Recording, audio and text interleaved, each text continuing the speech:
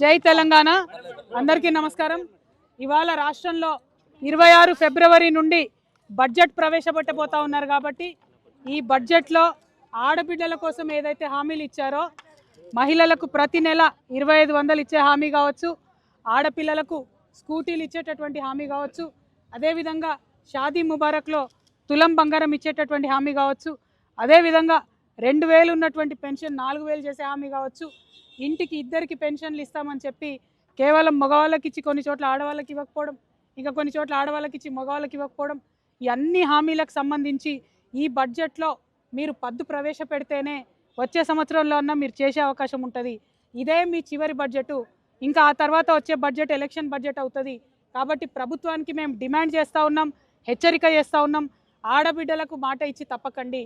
ఆడబిడ్డలకు ఇచ్చినటువంటి మాట ప్రకారం 2500 ప్రతి నెల ఇచ్చేటటువంటి పద్దును బడ్జెట్లో ప్రవేశపెట్టండి।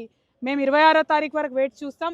ఆ రోజు మా ఆడబిడ్డలకు సంబంధించిన అంశం కనుక లేకపోతే అందులో ప్రతి జిల్లాలో మీరు ఇవాళ ఇక్కడ ఎట్లయితే చూసారో అట్లానే ఉద్యమాలు వస్తాయి। అవసరం అనుకుంటే సమయం సందర్భం బట్టి అసెంబ్లీనైనా ముట్టడిస్తాం, సెక్రటేరియట్నైనా ముట్టడిస్తాం। ఆడబిడ్డలకు మాత్రం అన్యాయం జరిగితే చూస్తూ ఊరుకోమని తెలియజేస్తూ ఉన్నాం।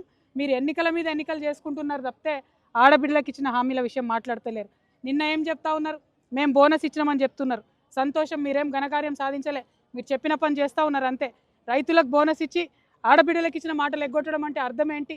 అంటే ఆడబిడ్డల పట్ల ఎవరు లేరు, ఎవరు అడగరు అని ఆడబిడ్డలను అల్కగా తీసుకుంటున్నారని అర్థం। కాబట్టి అటువంటి ప్రయత్నం చేయకండి। కోటీశ్వర్లను చేస్తామని చెప్పిన మీరు కనీసం నెలకి ఇస్తామన్న 2500 ఇవ్వమని మేము డిమాండ్ చేస్తూ ఉన్నాం। దీని మీద సంపూర్ణంగా కంటిన్యూస్గా తెలంగాణ జాగృతి పోరాడుతుందని కూడా తెలంగాణ ఆడబిడ్డలందరూ తెలియజేస్తున్నాం।